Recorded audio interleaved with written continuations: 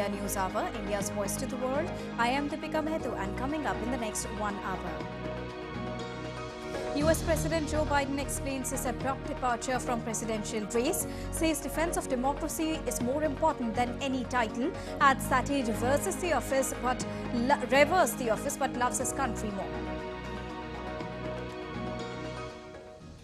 Biden leaves a message. Can come in the way of saving our democracy. That includes personal ambition.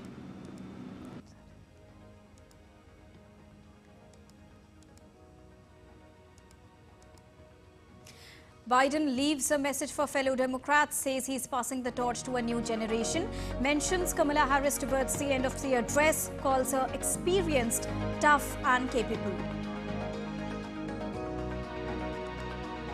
Republican presidential candidate Donald Trump launches a broadside against Kamala Harris, calls her a lunatic and ultra-liberal driving force responsible for US immigration policies.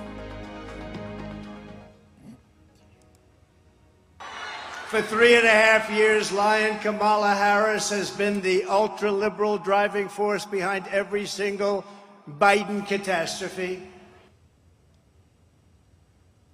Israeli Prime Minister Benjamin Netanyahu outlines a plan for de-radicalized post-conflict Gaza during his address to the US Congress, address marred by protest outside while many Democrats boycott his remarks. And India's External Affairs Minister Dr. S. Jaishankar will travel to Vientiane on Thursday as Laos hosts the annual outreach meeting of ASEAN from 25th till 27th of July. ASEAN seeks to resolve Myanmar crisis and tensions in South China Sea.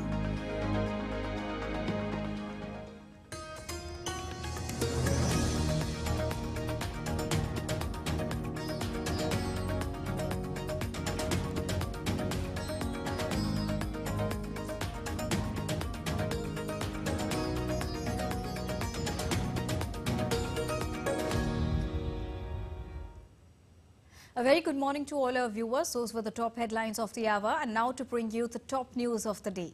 US President Joe Biden made his first address since decision to drop out of the 2024 presidential race, rebuffing feats of pressure from the Democrats to step aside. Biden, in his address to the nation, explained his decision to pass the torch and end 2024 candidacy.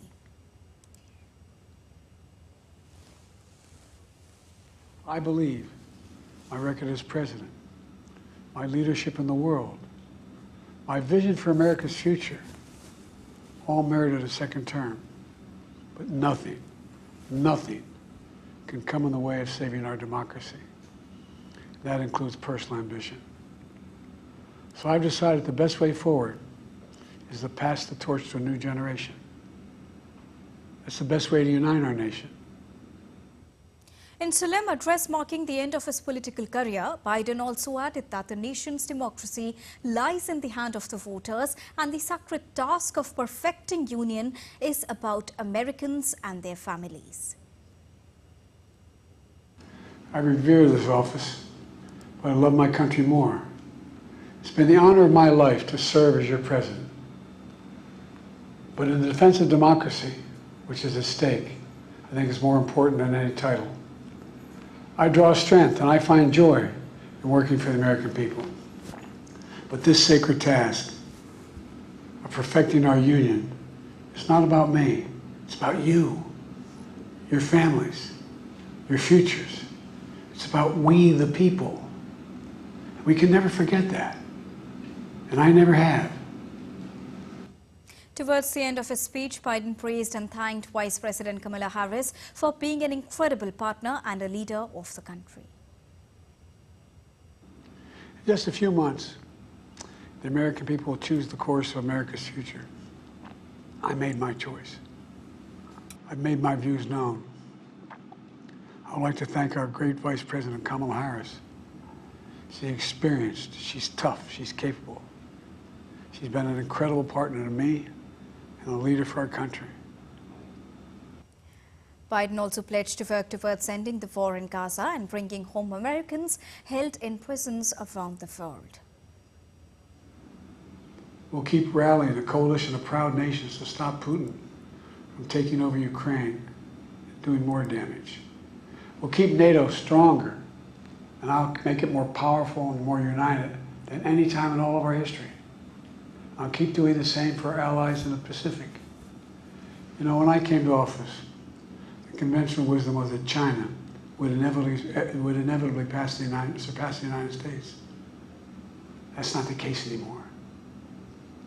And I'm going to keep working to end the war in Gaza, bring home all the hostages, and bring peace and security to the Middle East and end this war. We're also working around the clock to bring home Americans being unjustly detained all around the world. And let's now bring a comprehensive analysis to Biden's speech. And for this, I'm joined by DD India correspondent Benji Haya, who's joining us from Washington. A very good morning from India, Benji. Now, Joe Biden has presented himself as a martyr, saying that he's sacrificing for the sake of unity in democracy. How well would this go with the Republicans as well as the Democrats, considering the upcoming presidential elections, Benji?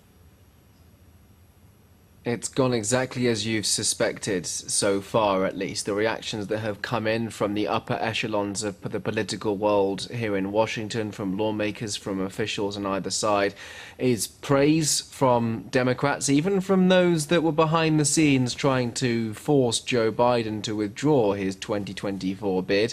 Whilst on the other hand, you have Republicans scorning at Joe Biden, some calling for him to resign the presidency entirely. You have Donald Trump yet to make official comment, watching Joe Biden's speech whilst finishing a speech of his own on the campaign trail in North Carolina.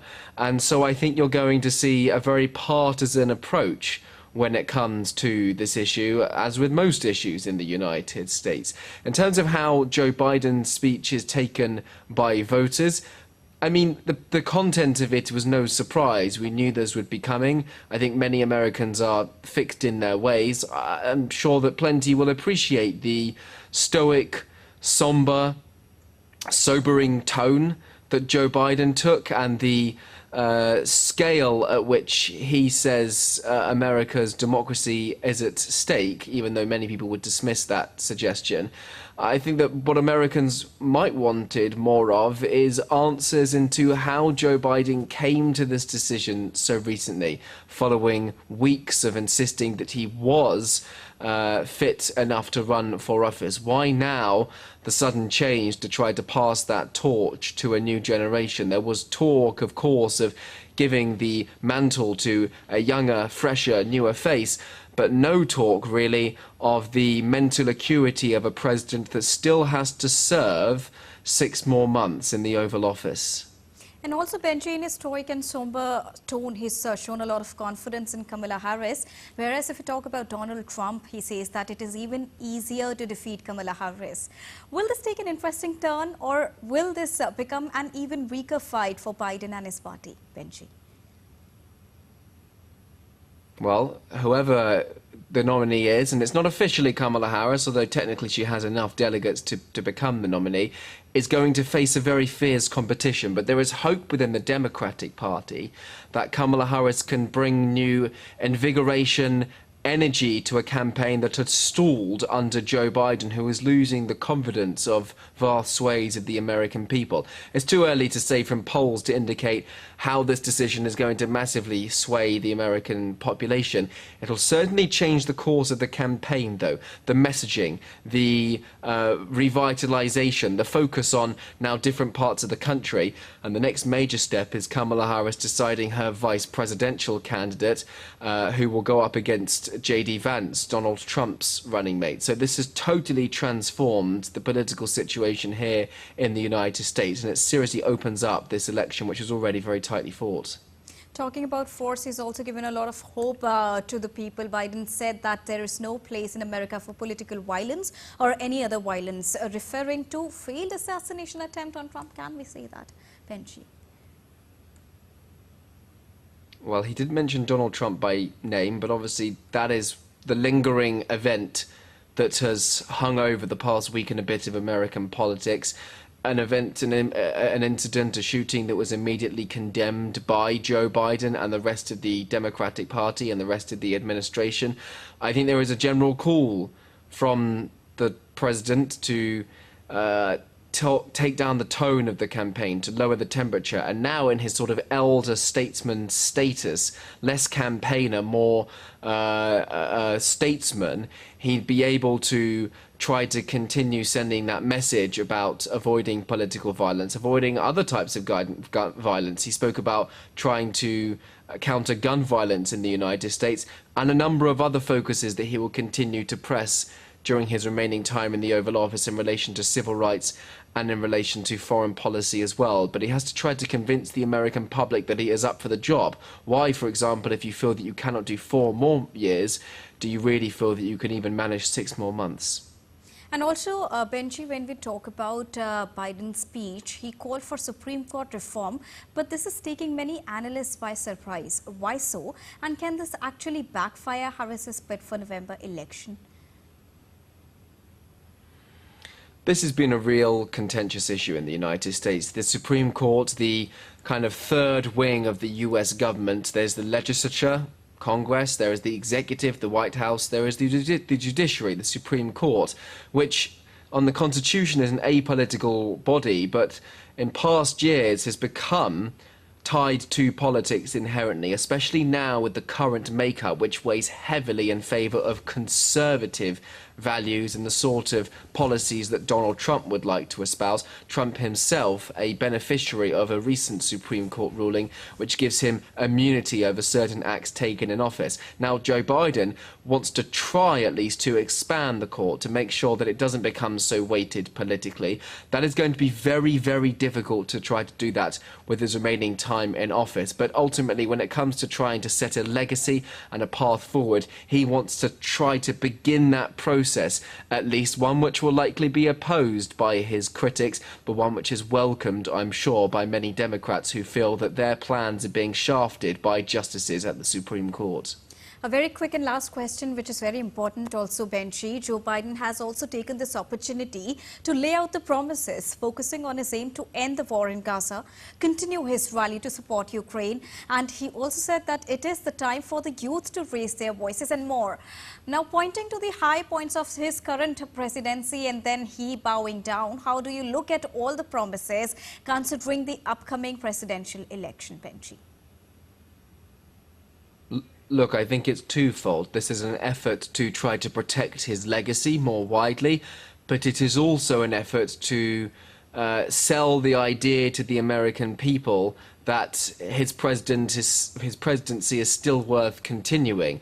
And the way to do that is to rest on some of those achievements, trying to, he says, at least dig the United States out of the hole post-pandemic, trying to unify the country in the aftermath of the attack on the US Capitol 2021, the heart of American democracy, his battles on climate change, his efforts to avoid conflict around the world, pointing to that and saying, look, I still can do the job. Here's my record to show it. But ultimately, whoever his successor is will face an enormous in-tray of issues which are unlikely to be satisfied in the next 6 months and will roll over to the next administration, those domestic challenges and foreign policy too. His aim is to get those at least rolling. And I think ultimately the bottom line is for the president, these issues are important, yes, but there is a wider thing at stake here, and that is the American democracy itself. That is on the ballot, he says, come November.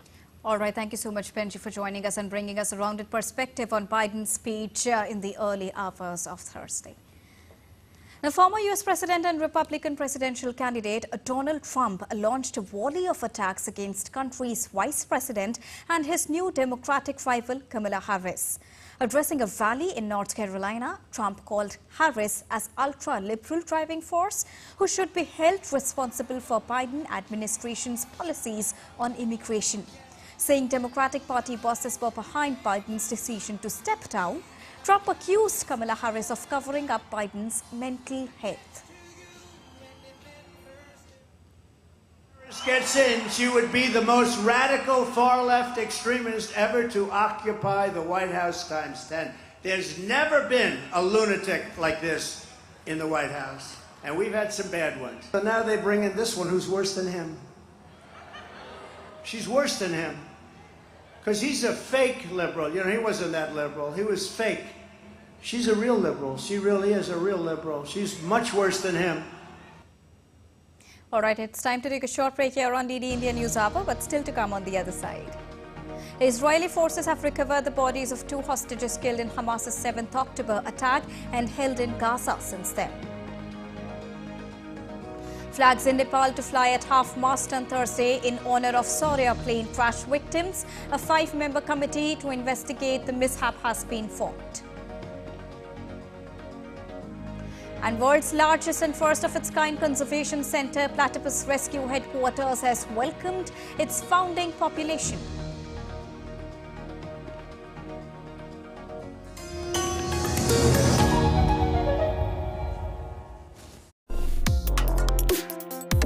Complex issues, hidden agendas, twists and turns, strategic games. We think all dots are linked. We just need to connect them. Join me every week as I connect the dots to unravel hidden designs in statecraft, mysteries, and decode issues that matter to you. Watch Connecting the Dots with me at these times on DD India.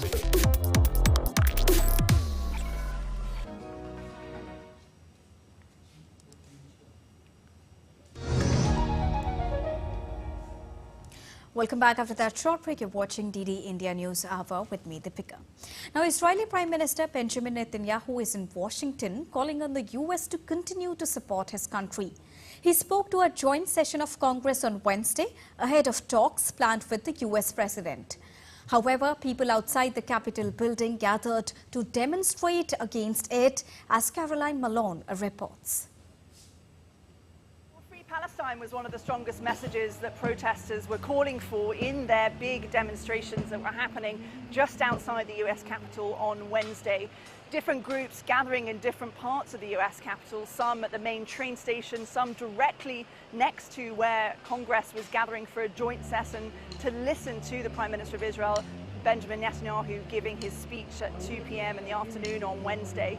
In that speech, he called for bipartisan support from the US to Israel to try and make sure that the US continues, both in word and militarily, to supply what Israel feels that it needs in its fight against Hamas. We meet today at a crossroads of history.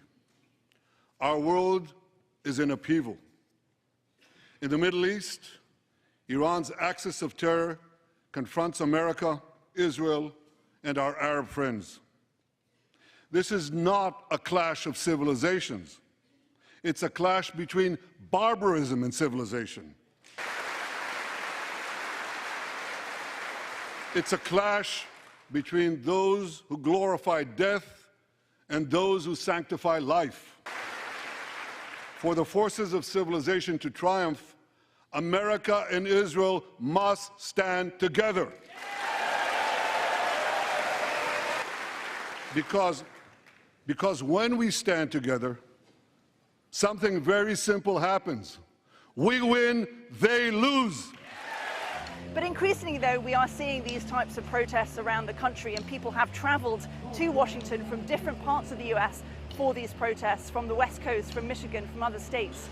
We've seen it in primaries in which people decided to vote basically against Biden's policy of supporting Israel over the last few months, and increasingly concern over the number of civilians who are being killed in Gaza, the death toll on Palestinians, the impact on the education, on the health service, on everyone that is continuing to live there under very difficult conditions. You know, overall, though, the message from Netanyahu was that it's important for the US to continue to support Israel because Israel is the strongest ally that the US has in the Middle East, and that it's important to keep a united front against enemies. He didn't specify which enemies, but we can imagine, you know, there's a lot of different groups that are not in favor with Israel right now, not just Hamas, but affiliated groups, Hezbollah, and of course Iran is a big concern as well. Caroline Malone reporting from Washington for DD India. Now, during his address at the US Congress, Israeli Prime Minister Benjamin Netanyahu honored several Israel Defense Forces soldiers and freed hostages in the chamber. Netanyahu introduced Noah Agamani, a former hostage freed by Israeli forces, who stood to applause, and Iris Haim, whose son Yotam was accidentally slain by IDF soldiers as he tried to escape captivity. One IDF soldier who ran 8 miles to defend Israel during the 7th of October attacks received a standing ovation as well. Netanyahu declared all of them as the soldiers of Israel.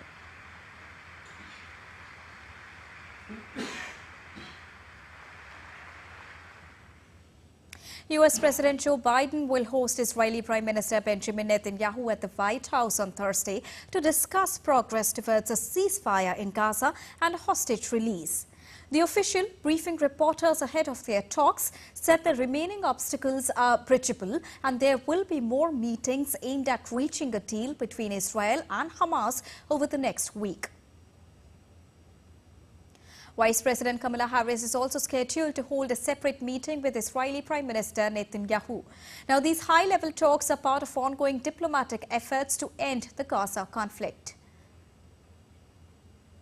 Meanwhile, negotiations on a ceasefire for hostages deal in the Gaza conflict appear to be in their closing stages. A senior US official said both Israel and Hamas still have some issues to resolve, but that a deal is close in which a 6-week ceasefire would take place in exchange for the release of women, elderly men and wounded hostages over a 42-day period. Meanwhile, Israeli forces have recovered the bodies of 2 hostages killed in the 7th October Hamas attack and held in Gaza since then.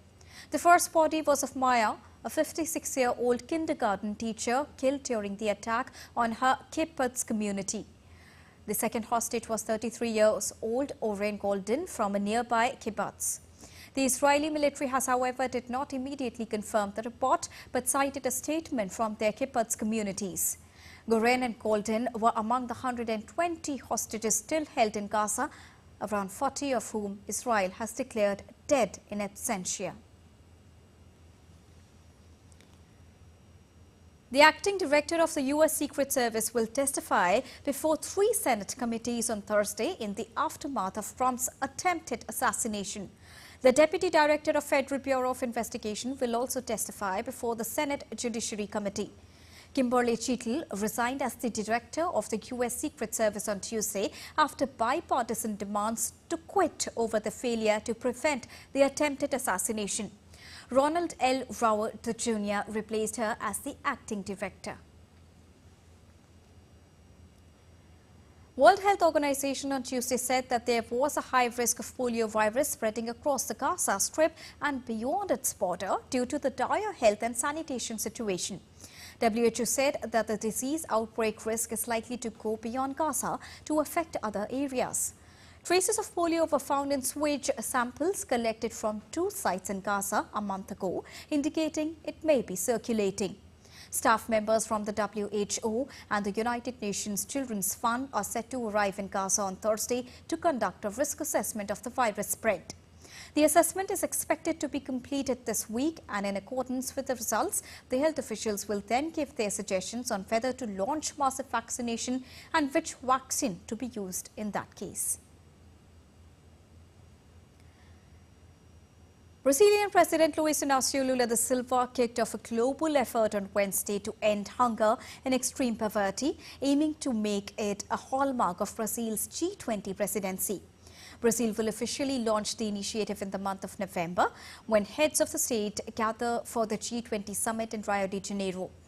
Wednesday's event paved the way for countries and institutions to join the proposal that aims to pool knowledge, resources and partnerships to combat malnutrition. Lula also hailed the nascent Global Alliance Against Hunger and Poverty alongside foreign officials in Rio de Janeiro, where finance and development ministers from the world are meeting this week.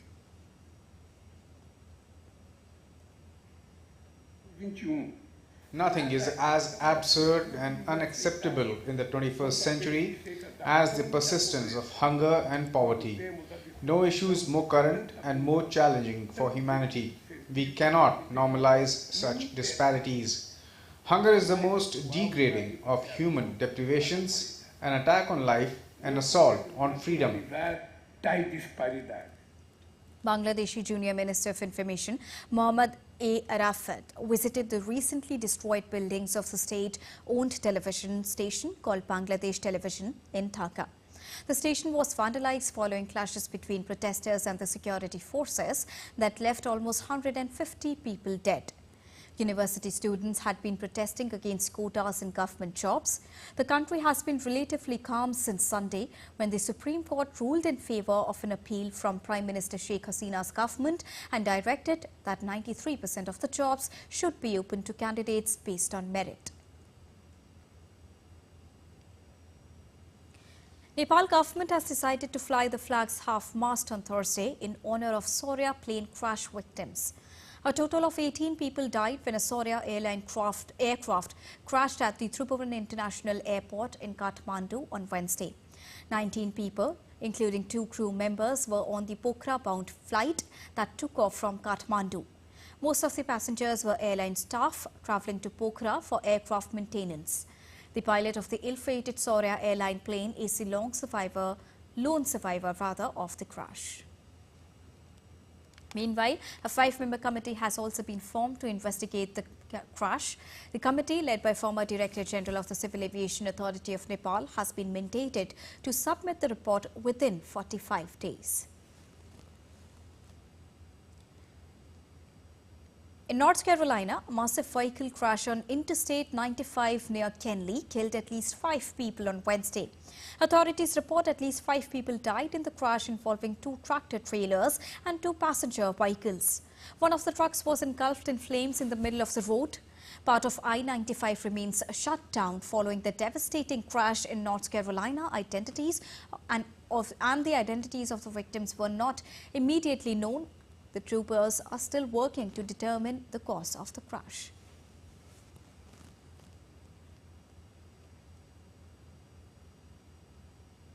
Heavy rain from Typhoon Gaimi has flooded the Philippine capital Manila and the nearby cities, forcing the authorities to shut down schools, offices and cancel flights, along with declaring a state of calamity.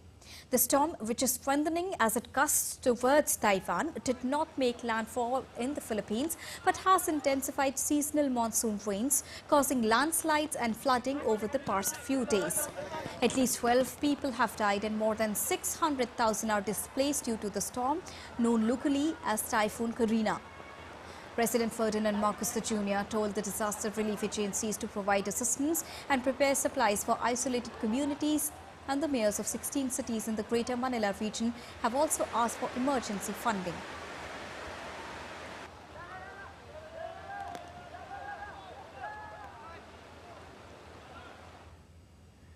Residents in Philippines returned to their homes on Thursday after Typhoon Gaimi dumped heavy rains, triggering floods in capital Manila and nearby provinces, killing at least 12 people and displacing over 600,000. The typhoon did not make landfall in the Philippines but has intensified seasonal monsoon rains, causing landslides and flooding over the past few days. Residents in the river seat of Marikina in Metro Manila returned to their homes caked in mud after the river overflowed from yesterday's floods. President Ferdinand Marcos Jr. told the disaster relief agencies to provide assistance and prepare supplies for isolated communities during a briefing on Wednesday. And the mayors of 16 cities in the Greater Manila region have also asked for emergency funding. And now it's time to take a look at other stories making news around the globe. World's largest and first of its kind conservation center, Platypus Rescue Headquarters, has welcomed its founding population, 4 platypuses, as part of a project to advance understanding the monotreme's reproductive biologies. Known for its bill-webbed feet and venomous spurs, the platypus, a species unique to Australia, is one of only 2 egg-laying mammals globally and spends most of its time in the water at night. Outfits, musical instruments and other objects on loan from musician Taylor Swift are going on display at London's Victoria and Albert Museum in a first-of-its-kind exhibition. Titled Taylor Swift Songbook Trail, the temporary exhibition is made up of 13 installations dotted across the museum's many galleries.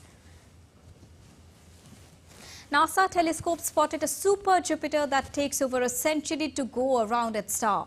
The super Jupiter has been spotted around a neighboring star by the Webb Space Telescope, and it has a super orbit. The planet is roughly the same diameter as Jupiter, but with 6 times the mass. Its atmosphere is also rich in hydrogen like Jupiter's.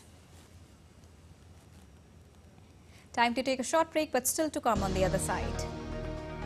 India and the United Kingdom agreed to further intensify bilateral collaboration in areas of defence, security, trade and investment. DRDO successfully flight tested Phase 2 ballistic missile defence system. And daughters of Kargil war martyr pen stories on war of heroes of war.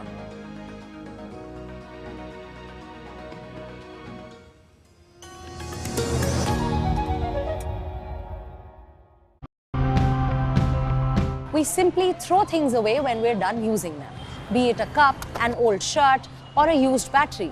But we can do a lot better. Let's find out how. I thought I can get a bunch of people together and we can just create this beautiful product while not being wasteful, while paying people correctly, while not throwing things into the garbage can. Our goal is to recover 95% of our nickel, which is the most expensive, most valuable ore, including aluminum and copper, of course. We are successfully managing waste in this small town with a limited number of people, resources and market. If we can do that here, it would definitely be possible in larger towns that have many advantages over us.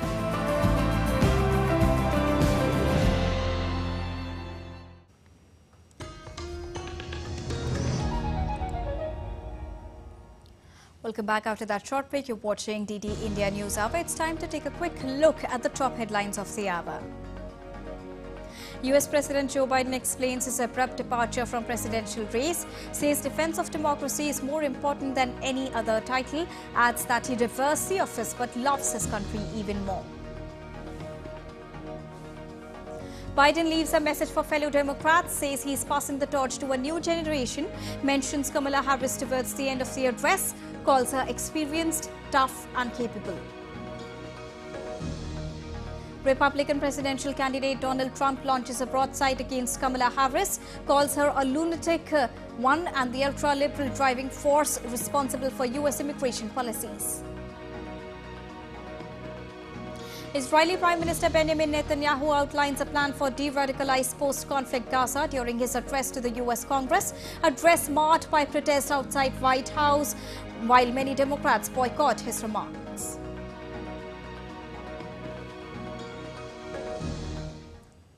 Now, after wrapping India's visit, the UK Foreign Secretary David, along with India's External Affairs Minister Dr. S. Jaishankar, are all set to head for the ASEAN Foreign Ministers meeting in Laos.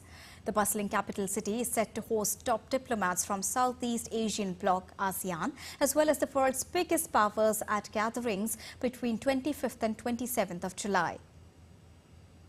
Earlier on Wednesday, UK Foreign Secretary David Lammy called on Prime Minister Narendra Modi, who said India remains committed to elevating its ties with the UK and welcomes the desire to conclude a mutually beneficial free trade pact.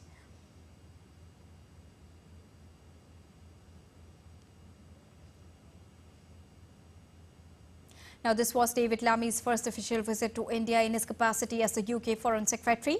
During his visit, British Foreign Secretary also met External Affairs Minister Dr. S. Jaishankar and reviewed the Roadmap 2030, agreeing during the India-UK Virtual Summit 2021. Now, both the sides appreciated the substantial progress made in the India-UK FTA negotiations and looked forward to its early conclusion to achieve a mutually beneficial FTA. Do believe that our relationship, it is a very important relationship, but there are enormous possibilities there, and how we explore those possibilities, how do we realize our potential in a more meaningful way, is one of the tasks that I look forward to undertaking with you. We are both countries which have a big global presence in different ways. So I think it's also important that India and the UK work together on global issues. UK Foreign Secretary also met India's National Security Advisor. Both the sides welcomed the launch of UK-India Technology Security Initiative to expand collaboration in critical and emerging technologies across priority sectors. Now, TSI would be helpful for improving supply chain resilience and also for developing economically feasible and environmentally sustainable extraction technologies for identified critical minerals. The collaboration under TSI will include the government, private sectors, academia and R&D institutions as well.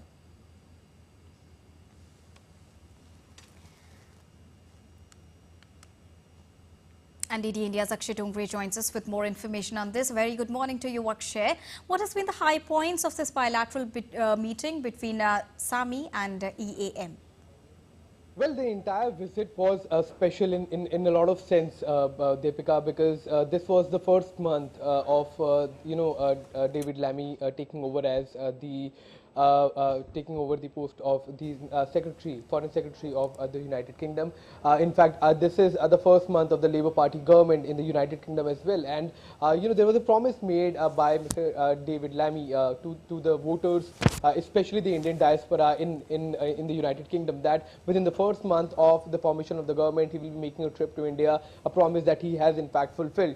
That because he took over in the month of July, and within the same month the visit was carried out by the Foreign Secretary of the UK. In fact, there have been several high points. One of them has been the UK-India Technology Security Initiative that has been launched, which will be spearheaded by the national security advisors of both the countries. Now, that is going to be a crucial aspect of the relation between the two countries. Both India and the UK have decided to deepen their defense cooperation, as well as setting up a bilateral initiative to have regular conversations. Now, these regular conversations can not only be limited to the local issues or to the issues of both the countries, but also on a global scale.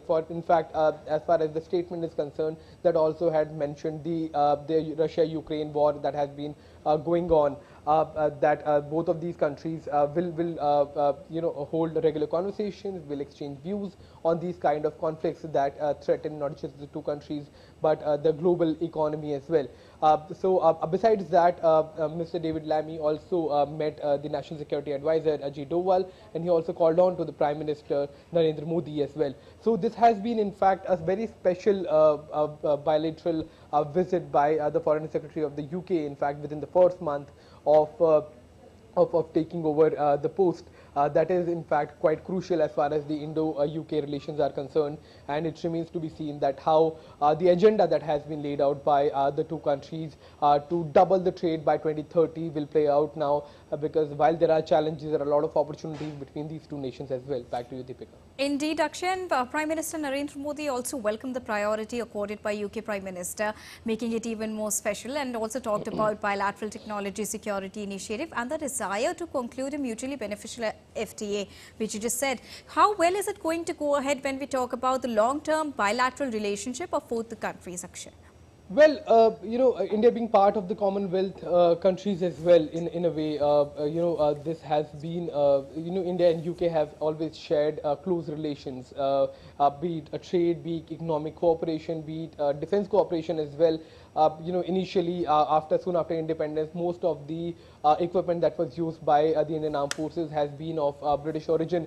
So there has always been close ties between the two countries, but taking it up one notch higher is the priority for the Labour government right now in the United Kingdom, especially after Brexit. The United Kingdom sees India as an emerging superpower. In fact, the statement that was issued by the British High Commission in India also had issued a statement stating that the agenda is clear. It is trade, it is economy, it is closer relations, it is security of both the countries amid a fast changing geopolitical scenario, and that is what the two countries are aiming for. Prime Minister Narendra Modi has also welcomed the initiatives and the priorities, especially the free trade agreement that is to be finalized, and that started in 2022 but is expected to be finalized soon, which is going to not only benefit the UK or India but the world when it comes to the economic progress at a global scale. Back to you. And a quick last question, Akshay. External Affairs Minister Dr. S. Jaishankar is also set to attend the ASEAN meeting starting from today onwards. Can you please tell us a bit more on that? Well, yes, absolutely. In fact, David Lammy and Dr. S. Jaishankar both are going to attend the ASEAN Foreign Ministers meet. And now the ASEAN group of countries has held close ties with India. But, as we go again to the rapidly changing geopolitical scenarios, which is not just happening in the Middle East or at the borders of Ukraine and Russia, but also happening in South China Sea. We are seeing there have been consistent efforts by China to, in fact, establish a hegemony in that particular region, restricting trade of other countries. There have been, altercations. There have been instances where the armed forces of different countries have come in close contact with the Chinese armed forces that are operating in the region. So both of these leaders going there can, in fact, express freely about their agendas, about their concerns as well, and can also address the concerns of the ASEAN nations that are looking up to India as well as UK to be partners and allies when it comes to protecting their sovereignty and their integrity are concerned. Back to you. Thank you so much, Akshay, for joining us and bringing us the latest information on how UK and India relations are faring up, along with important details about the ASEAN summit. Now, today is the fourth day of the budget session of the Indian Parliament. Further discussion on the Union budget and the budget for the Union territory of Jammu and Kashmir will also continue. Each political party has been allotted their time to speak on the budget in both the houses. And on Wednesday, from the opposition, Congress leader Kumari Selja began the debate in the lower house of the Parliament, followed by Trinamool Congress. While from the ruling BJP, Biplab Kumar Dev began the discussion. He highlighted the key aspects of budget that aims to focus on employment generation and skill development as well. Well, the Parliament will continue till the 12th of August in its monsoon session. India's premier defence research and development organisation, the DRDO, successfully flight tested phase 2 of ballistic missile defence system. The target missile was launched from LC-4 Dhamra at 16:20 hours as per the Indian Standard Time, mimicking adversary ballistic missile, which was detected by weapon system radars deployed on land and sea and activated the AD interceptor system. The performance of the missile was monitored from the flight data captured by range tracking instruments like electro-optical systems, radar and telemetry stations deployed by Integrated Test Range Chandipur at various locations including the onboard ship. India's Defence Minister has congratulated DRDO for today's successful flight test of Phase 2 ballistic missile defence system and stated that the test has again demonstrated India's ballistic missile defence capability.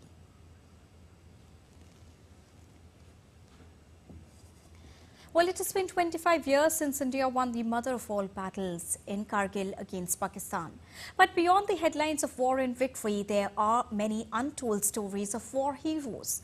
The daughters of a Kargil martyr have decided to pen such stories. Their third book speaks about a barefooted soldier who was awarded Mahavir Chakra for his bravery in the high peaks of Himalayas. TD India correspondent Vishal Paristo finds out more. For his brother in uniform to take over the expenses of the big happy Naga family in Kohima, Nibu was already on his way to a land of no return. Doctor by profession, Neha lost her father in the Kargil war when she was only 12. Having lost her father, Major C.B. Dwivedi, Neha decided to pen stories of the Kargil heroes. Her third book, Nibu Saab, the barefooted Naga Kargil hero. It's the story of a young officer, Captain Nike Zakuo Kangruse in 2nd Rajputana Rifles. He was tasked to capture Lone Hill with 10 platoon of the D Company when he attained martyrdom on 29 June in 1999. Captain Kangruse was fondly called Nibu Saab by his fellow soldiers. We were very intrigued about his story, and it seemed Atule was also looking for someone to write his story. So Diksha actually moved ahead and she spoke to him about his story, and then we decided to bring it on together. And considering it was Atule telling his brother's story and me and Diksha being siblings, in that sense it fell beautifully for us to be able to be the ones telling the story of these siblings. Neha travelled to Nagaland along with her younger sister Diksha, who is the co-author of this book. Diksha says that it is the heroism and sacrifice of the person that inspires her to choose the protagonist of her book. A story on a Kargil war hero from 2 Rajrif, a Mahavir Chakra awardee, Captain Nike Zaku Kengruse, and I think that story is so important because it's so different. He's a martyr from a state that we don't hear a lot about, which is Nagaland. Having lost their own father in the war, Kargil continues to inspire the siblings. Their father, Major C.B. Dwivedi, was awarded the Sena Medal posthumously for his bravery in Kargil. And so, even 25 years after his heroic death, the Dwivedi sisters continue to inspire the nation with a saga of sacrifice. From letters from Kargil to Nibu Saab, Neha and Diksha have written 3 books, but this is not all. The journey continues. And their aim is to bring the stories of these heroes in public so that the world gets to know why Indian Army is the best. It is all because of these heroes. With cameraman Sumit in Delhi, this is Vishal Baristu for DT India. Now, India government's centrally sponsored scheme aims to skill 20 lakh youth over the next 5 years. The recent budget announcement has earmarked 60,000 crore rupees for upgrading 1,000 industrial training institutes through a hub-and-spoke model. The initiative will modernize courses, introduce new programs and also enhance trainer training, benefiting 20 lakh students. DD India correspondent Taposh Bhattacharya spoke to Atul Kumar Tiwari, who is the Secretary of Ministry of Skill Development.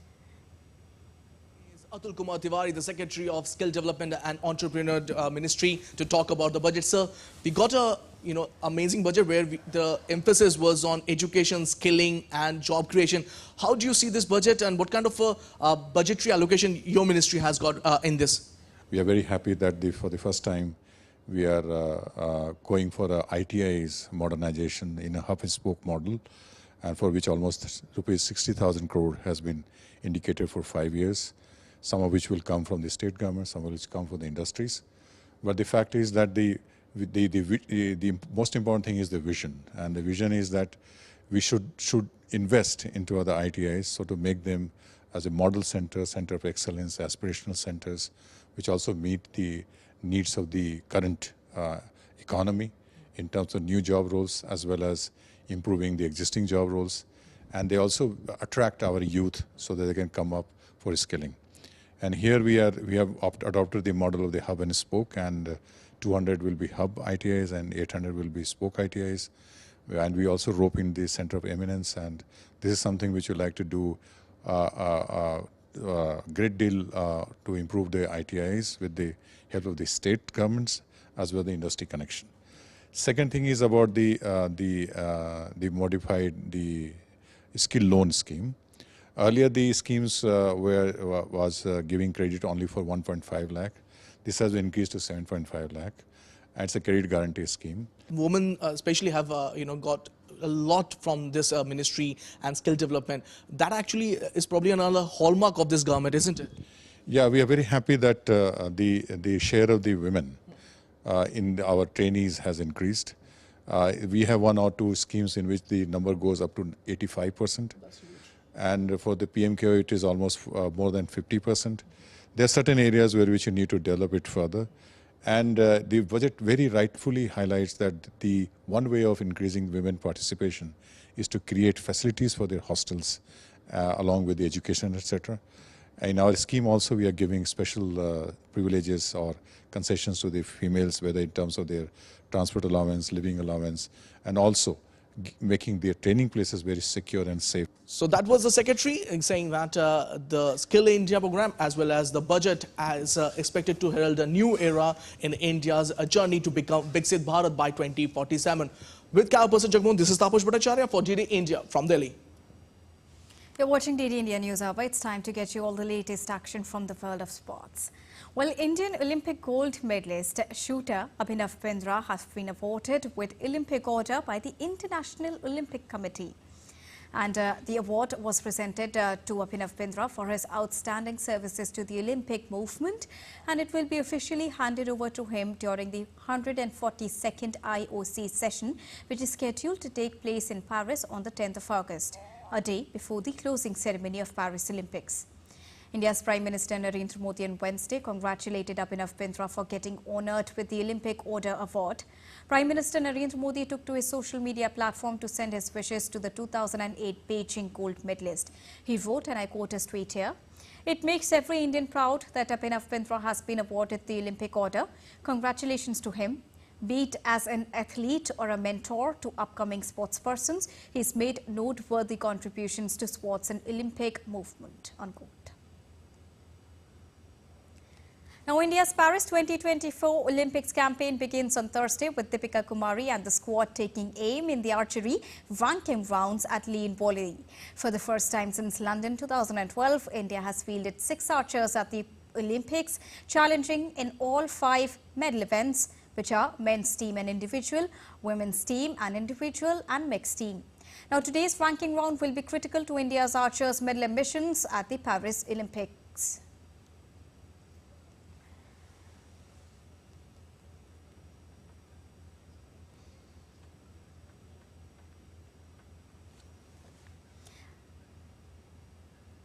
And India correspondent Narayan Singh joins us from Paris to give more inputs on the Paris Olympics. A very good morning to you from India, Narayan.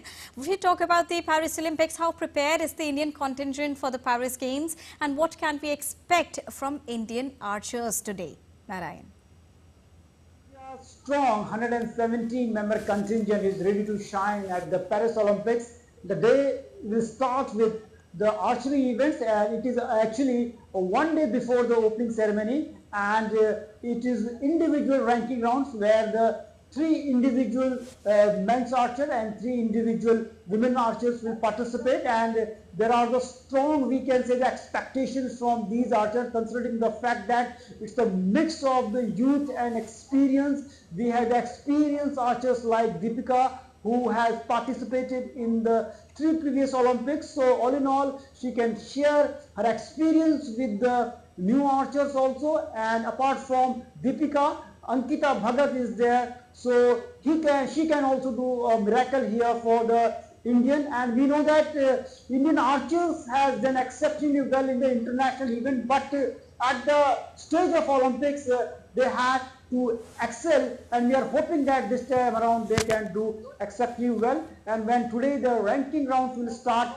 we can say that it will be a start of new era for the Indian archers, especially in the Olympics. And apart from that, when the other events will start, especially the track and field, which is the largest squad for in the Indian contingent, we have big hopes from Neeraj Chopra, who can defend his Olympic gold medal. And also, Kishore Jena is in exceptional form. So there is a 1-2 finish we can see here in the same way as they did in the Asian Games.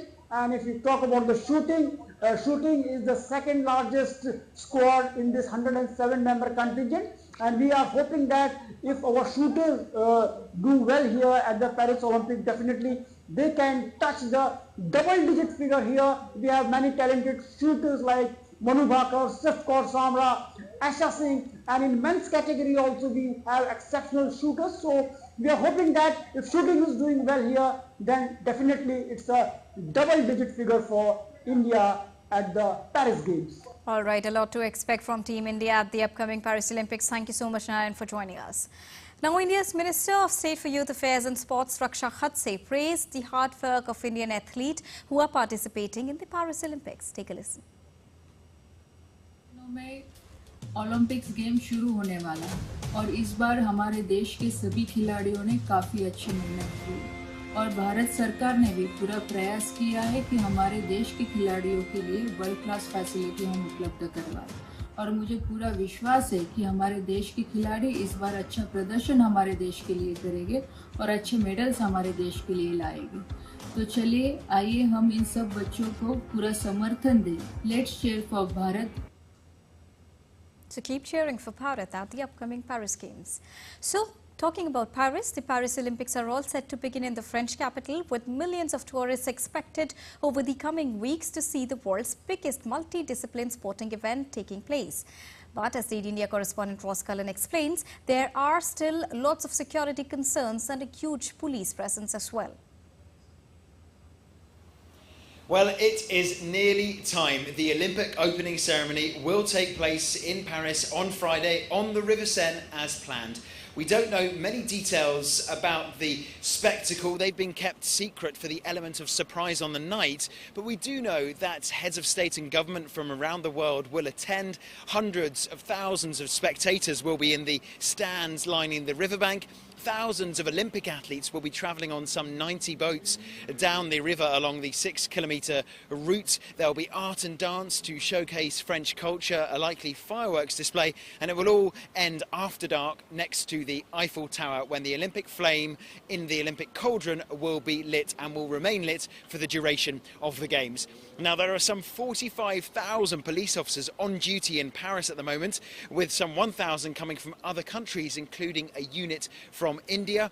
Hundreds of French soldiers are patrolling the streets. There are also some trained law enforcement officials who are able to shoot down any unauthorized drones flying over the city. There are police helicopters in the sky. Large parts of the French capital are on lockdown with fences, barriers and security perimeters, like we did see for the coronavirus lockdown. You have to show QR codes to access parts of Paris to prove that you have the right to be inside that zone. For example, if your hotel is located there, or if you are attending an Olympic event at a venue inside the secure zone. But after 7 years of waiting, after 7 years of planning and preparation, the Paris 2024 Summer Olympic Games are all set to begin. Ross Cullen in Paris, reporting for DD India. All right, that's all for this edition of DD India News Hour. But do let us know your thoughts on the news of the day. For those on the go, you can get all the latest news and updates from India and across the world on the DD India mobile app. The app is available on both Android and iOS platforms. Scan the QR code on the screen to download it right now. We'll be back with more news as it breaks here on DD India. I'm Deepika Mehta, and from all of us here in New Delhi, thank you so much for watching DD India News Hour. Namaskar.